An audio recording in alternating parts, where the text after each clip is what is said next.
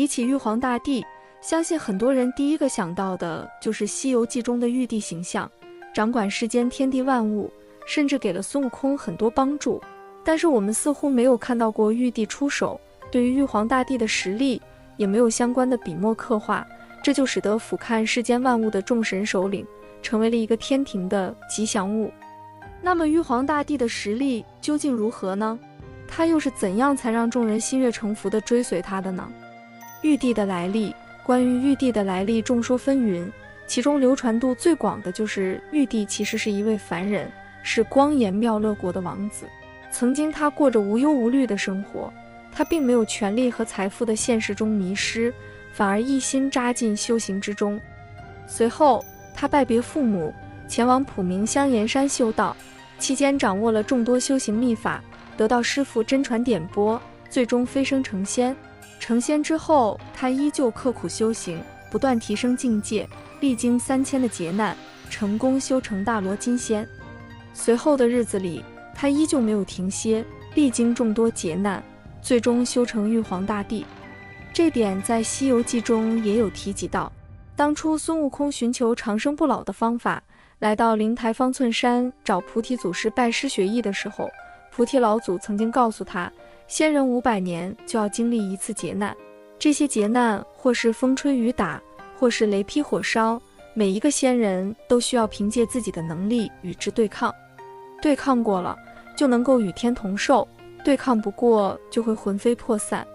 因此成仙之后还需要不断精进自己以度天劫。而孙悟空大闹天宫时，如来曾经告诉他，玉皇大帝自幼修行已经经历了1750劫，并且每一次历劫都要花上129600年，凭借如此的恒心和毅力，他才修成了无极大道，成为了玉皇大帝。因此可以确定的是，玉皇大帝的实力绝对不容小觑。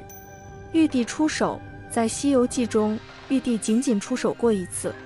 就是在祈雨凤仙郡的时候，唐僧师徒4人来到凤仙郡，发现这里3年未曾降下一滴雨水，孙悟空便去寻了东海龙王降雨，但是龙王碍于玉帝的旨意，拒绝了孙悟空的要求。这里可以看出玉帝的威严，即使龙王惧怕孙悟空的能力，但还是未向悟空妥协。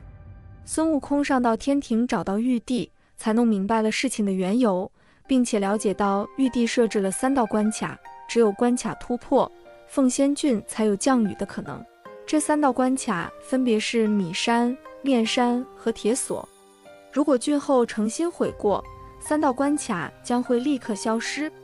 虽然玉帝设置的这几道关卡看似有些小孩子过家家的味道，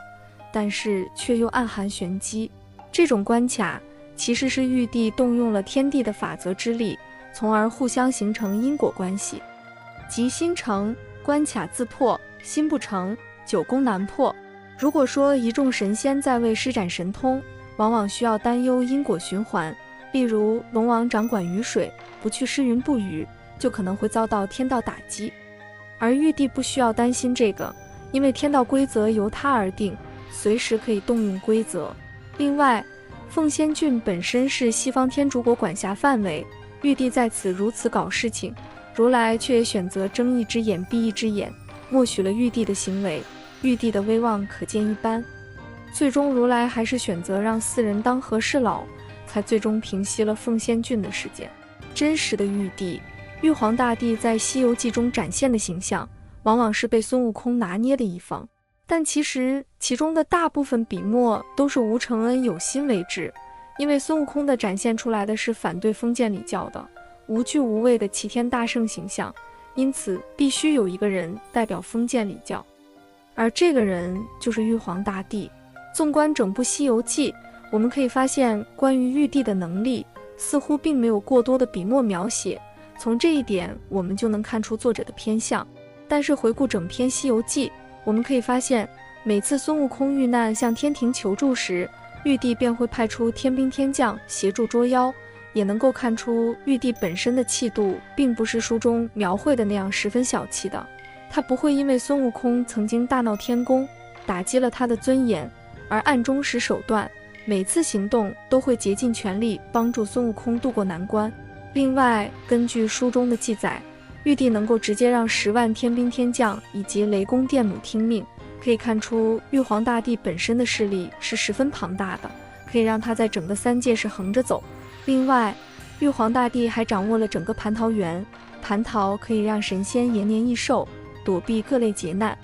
因此，每年的蟠桃盛会其实是玉帝用来笼络人心的手段。神仙不是长生的，也需要不断修炼，才能抵御万劫，从而长生不老。而蟠桃可以直接帮助神仙渡劫，修炼不够的神仙找到玉帝吃几个蟠桃，慢慢的变得有求于玉帝，玉帝的势力越来越大。掌握了蟠桃园的玉帝，相当于变相掌握了神仙的生死。除了一些本身实力强劲的神仙之外，大部分神仙都需要玉皇大帝的蟠桃延续寿命，间接被玉皇大帝控制。因为凤仙郡的人们对于神明不敬，玉帝选择3年不降雨作为惩罚，是为了让凡人保持敬畏之心，同时也可以看作是对与天竺如来的一次示威。你管不好自己范围内的人，纵容他们对神明不敬，那我惩罚一下，你们没有意见吧？总之，在这场闹剧中，玉帝可谓一举多得，获得了当地百姓的认可，又为唐僧师徒做了顺水人情，同时向西方宣示了自己的威严。虽然看上去有些小儿科，但是架不住效果好，起效快。在这一次佛道争锋中，代表到的天庭扳回一城。虽然《西游记》中对于玉皇大帝的刻画并不多，不过综合来看，玉皇大帝不论实力还是势力，都足以在3界之中横行，既有谋略，又具有胆识，怎么能不被众神爱戴呢？以上就是今天的内容，喜欢请订阅、点赞、转发，感谢观看，我们下期见。